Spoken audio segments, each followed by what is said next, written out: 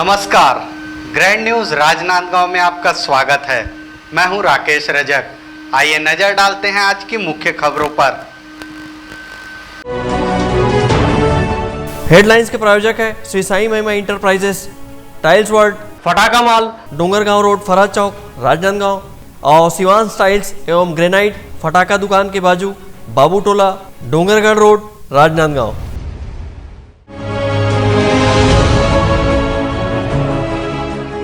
है 121 फीट ऊंचे विशाल शिवलिंग का हुआ महाअभिषेक।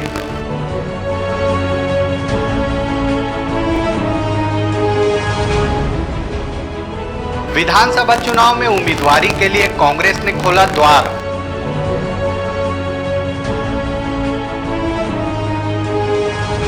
भारतीय जनता पार्टी ने विधानसभा चुनाव के लिए प्रत्याशियों की पहली लिस्ट जारी की।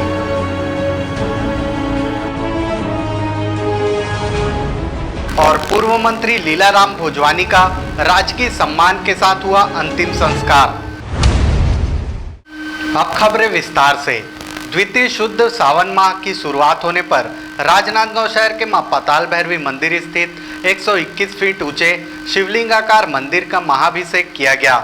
इस दौरान यहां अलौकिक नजारा दिखाई दिया। वहीं भारी बारिश के बीच भी लोग इस अद्भुत महाअभिषेक को देखने देर रात तक डटे रहे। इस दौरान इस पूरे आयोजन ने सबसे ऊंचे शिवलिंग अभिषेक करने का इतिहास भी रचा है। राजनांदगांव शहर के सिद्ध शक्तिपीठ मां पाताल भैरवी मंदिर में द्वितीय शुद्ध सावन मास आरंभ होने पर 121 फीट ऊंचे विशालकाय शिवलिंग आकार का महाअभिषेक किया गया। इसके लिए 1.25 लाख लीटर पानी, 6000 लीटर दूध, 10,000 लीटर गुलाब जल, हल्दी, घी की व्यवस्था की गई थी।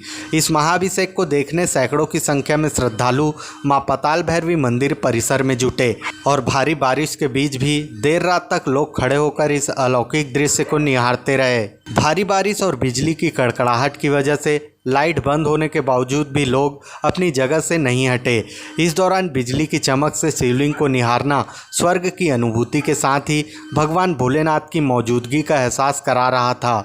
इस पूरे आयोजन को लेकर आयोजनकर्ता समाज सेवी तथागत पांडे ने कहा कि अब तक 55 फीट ऊंचे शिवलिंग का अभिषेक हुआ, लेकिन यहाँ 121 फीट ऊंचे शिवलिंग का अभिषेक ऐतिहासिक होने के साथ ही रिकॉर्ड भी बनाता है, जिसके लिए लिम्का बुक और golden book of world record को आवेदन किया गया है, जिसकी टीम ने इसका आकलन किया है। तथागत पांडे ने बताया कि इस 121 फीट ऊंचे शिवलिंग का अभिषेक पहले फायर ब्रिगेड से करने की सोची गई थी, लेकिन फायर ब्रिगेड से अभिषेक नहीं कहलाता। इस वजह से 20 फीट ऊंचे 45 चौड़े कलश का निर्माण भी किया गया, जिसके माध्यम से यहाँ महाअभिषेक संपन्न हुआ है।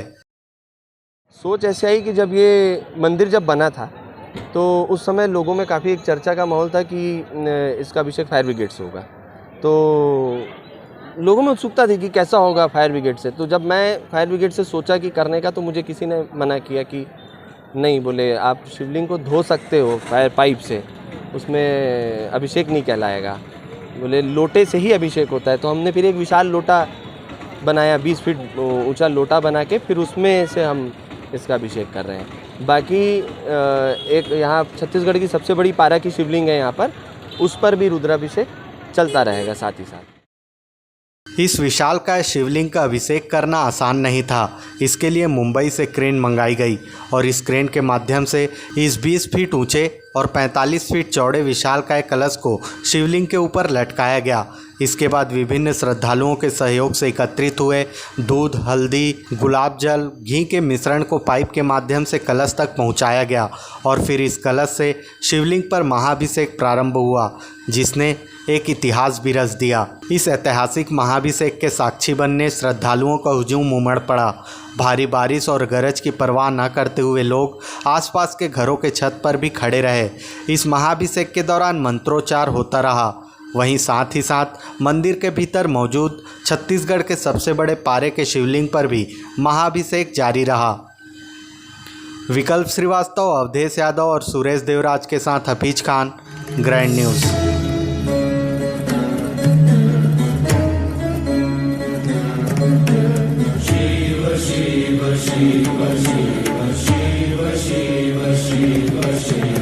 आदे अनंत शिव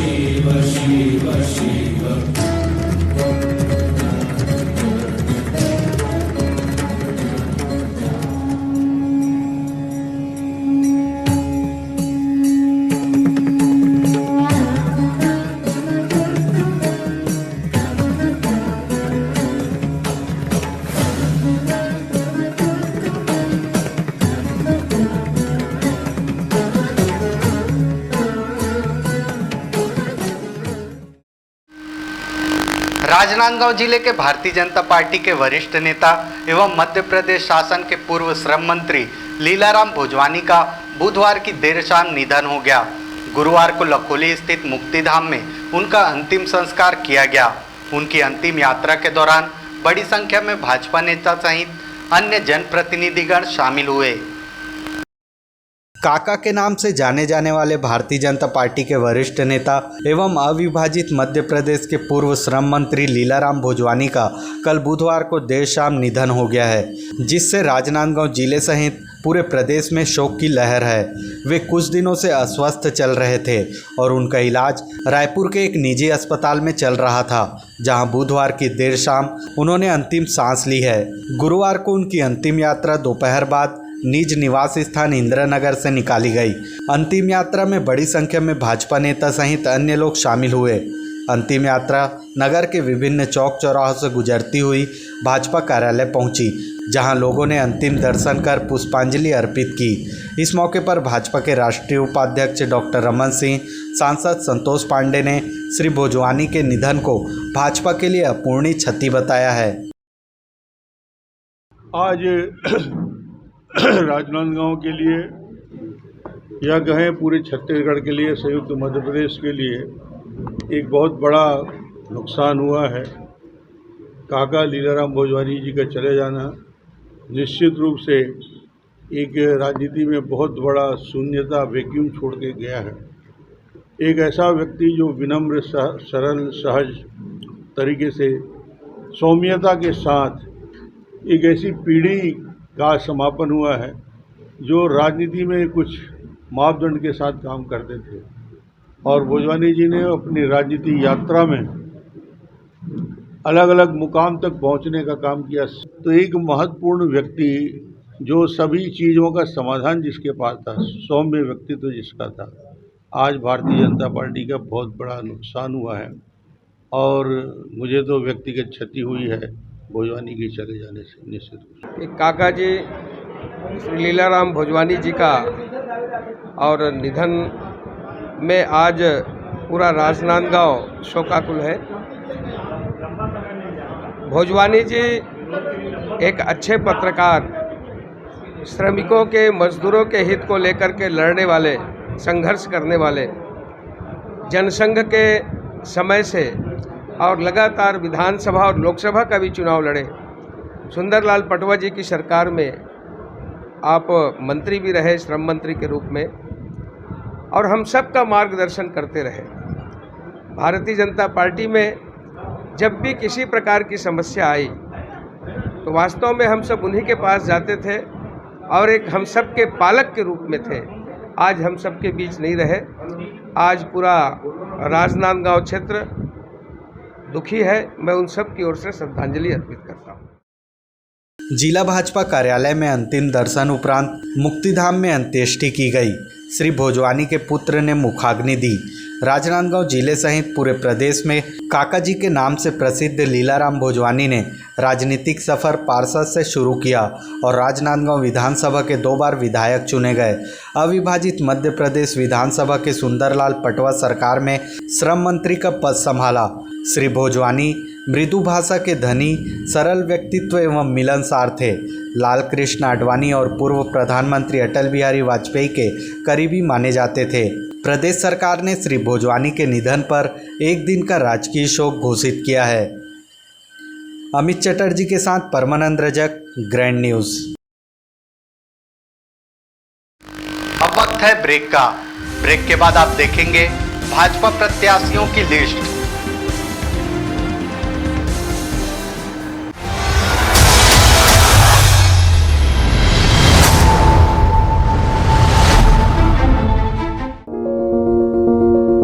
आपके सपने के आशियाने को साकार करता शिवांश टाइल्स एवं ग्रेनाइट। टाइल्स, ग्रेनाइट एवं मार्बल का mega showroom. Johnson, AGL, Kajaria जैसे सभी नामी कंपनियों के अधिकृत विक्रेता। टाइल्स, मार्बल एवं सैनिटरी वेयर्स की विशाल रेंज सबसे कम कीमत पर। हमारे यहाँ नल फिटिंग और पाइप फिटिंग की सुविधा उपलब्ध है। आप सभी के प्यार और सहयोग से सफलतम अग्रसर शिवांश टाइल्स एवं ग्रेनाइट। शहर से मात्र 2 किलोमीटर दूर, नवागांव बाबूटोला फटाका दुकान के बाजू, डोंगरगढ़ रोड, राजनांदगांव। फर्नीचर जो एक कहानी कहता है। फर्नीचर जो हमारे घर को घर बनाता है। सबसे अच्छा फर्नीचर जो आप इस ग्रह पर पा सकते हैं, Shaheena furniture mall and home appliances.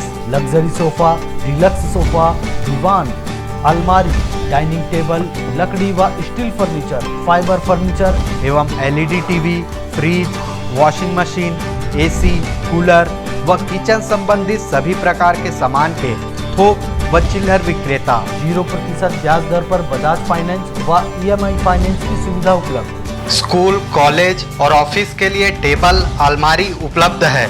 मनपसंद साइज में अलमारी एवं फर्नीचर निर्माण की सुविधा एवं एक्सचेंज ऑफर के तहत पुराना लाएं, नया ले जाएं। शहर के पास, भीड़ से दूर, Shaheena furniture mall and home appliances. Mahamaya Chowk से 600 मीटर की दूरी पर, डोंगरगांव रोड, गोकुल नगर के आगे चर्च के पास, राजनांदगांव।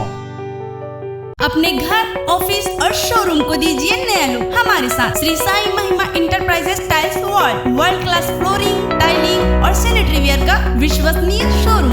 मन भावन और दिल को छू लेने वाली टाइल्स का एक्सक्लूसिव कलेक्शन। सभी ब्रांडेड कंपनियों के granite, Italian marble, designer tiles, wooden flooring के साथ ढेरों स्टाइलिश प्रोडक्ट, किचन सिंक, दरवाजा, बाथरूम एक्सेसरीज की विशाल रेंज अब आपके पहुंच में। हमारे मॉल में फटाकों की लेटेस्ट वेराइटियों की विशाल रेंज होलसेल रेट पर पाएं। सभी नामी कंपनियों के फटाके जैसे एंटमैन, फिएस्टो, मस्त, वोल्केनो, बिग बेस्ट, मैजिक, शादी, पार्टी, गणपति, दशहरा एवं अन्य शुभ अवसरों के लिए रंग बिरंगी आतिशबाजियों की शानदार वेराइटियाँ। तो आज ही आए Shri Sai Mahima enterprises tiles world and Fataka mall, Farhat Chowk, Dongargaon road, Rajnandgaon. Mobile number 9009757412 9934574412।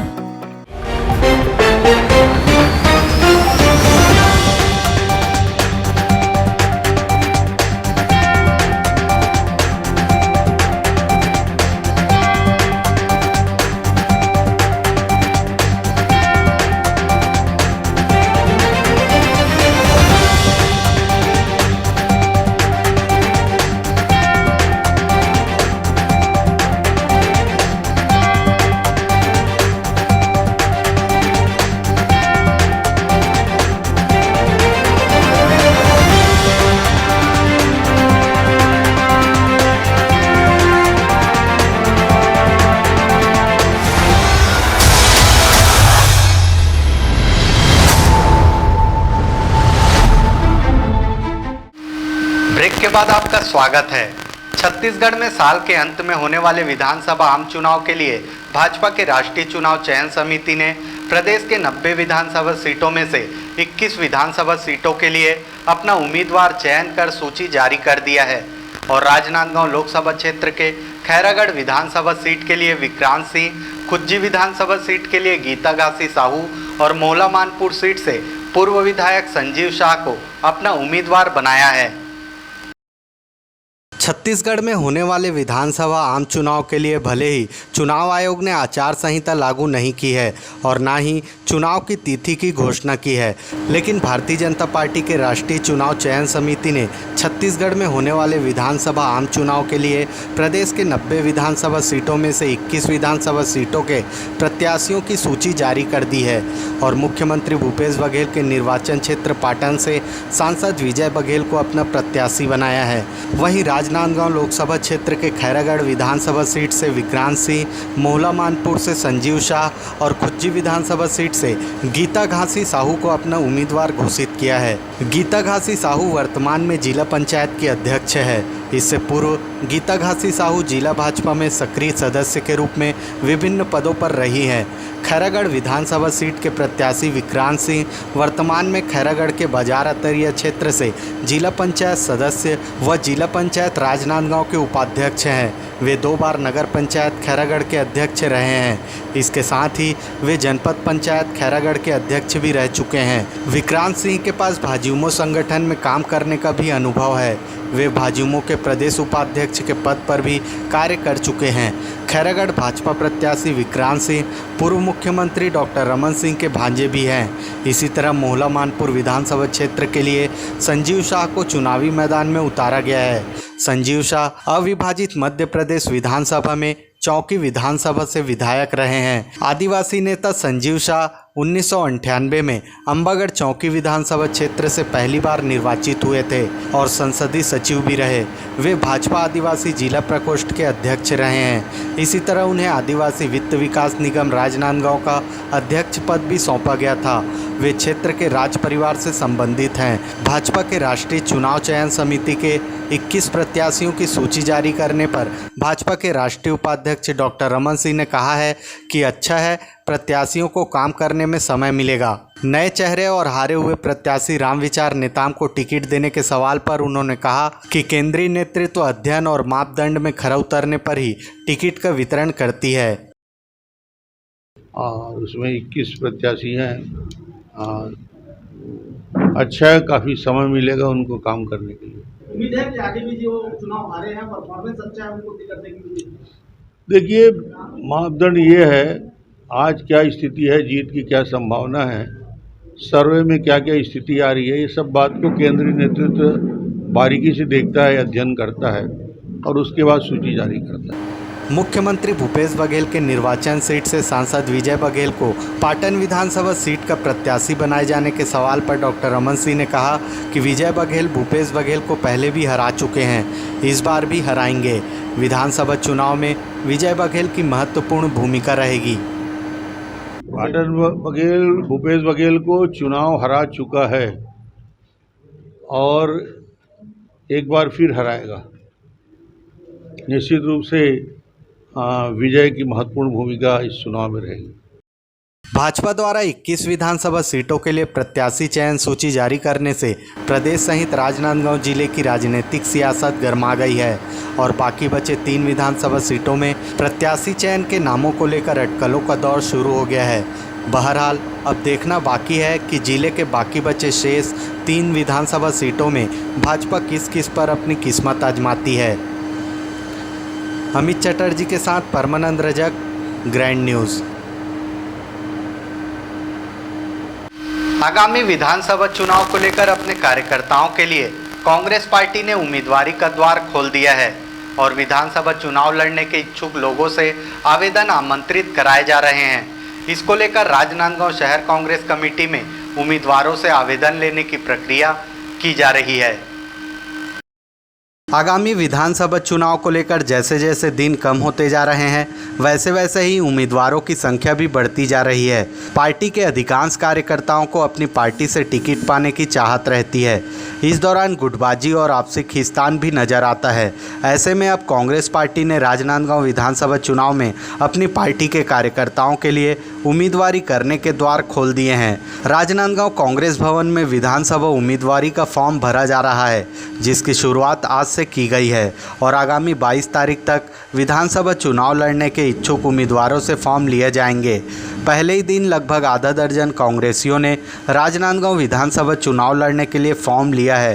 Rajnandgaon विधानसभा चुनाव लड़ने की इच्छुक फॉर्म लेने पहुंची शहर महिला कांग्रेस कमेटी की पूर्व अध्यक्ष रोशनी सिन्हा ने कहा कि कांग्रेस महासचिव प्रियंका गांधी वाड्रा ने उदयपुर के अधिवेशन में कहा था कि 40% महिलाओं को टिकट दिया जाएगा, जिसके चलते वह अपनी उम्मीदवारी के लिए फॉर्म लेने पहुंची है।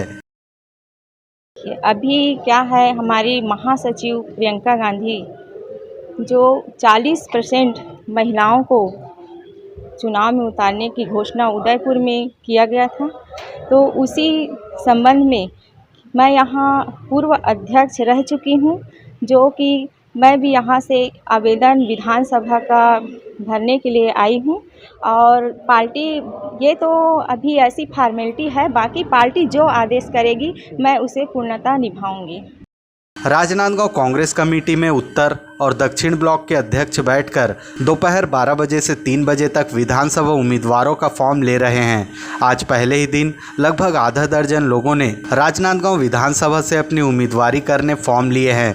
इस पूरी व्यवस्था को लेकर कांग्रेस कमेटी के उत्तर मंडल अध्यक्ष आसिफ अली और दक्षिण मंडल अध्यक्ष सूर्यकांत जैन का कहना है कि राजनांदगांव विधानसभा चुनाव से उम्मीदवार बनने के लिए कांग्रेस कमेटी के निर्देश पर फॉर्म लिया जा रहा है। पात्र होने पर उम्मीदवार का नाम विधानसभा चुनाव प्रत्याशी के पैनल में रखा जाएगा।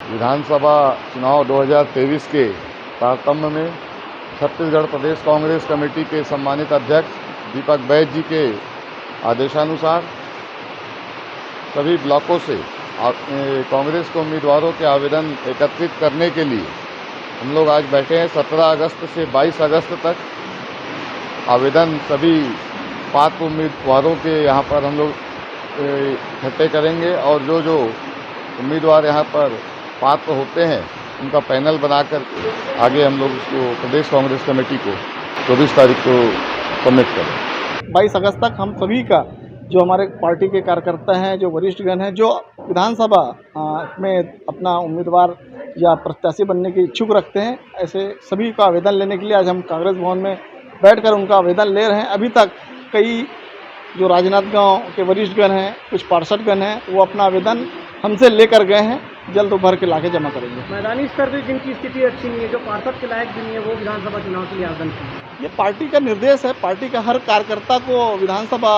की दावेदारी करने का, उम्मीदवार बनने का अधिकार है। वो अधिकार को हम पार्टी के जो आदेश है उसका पालन कर रहे हैं।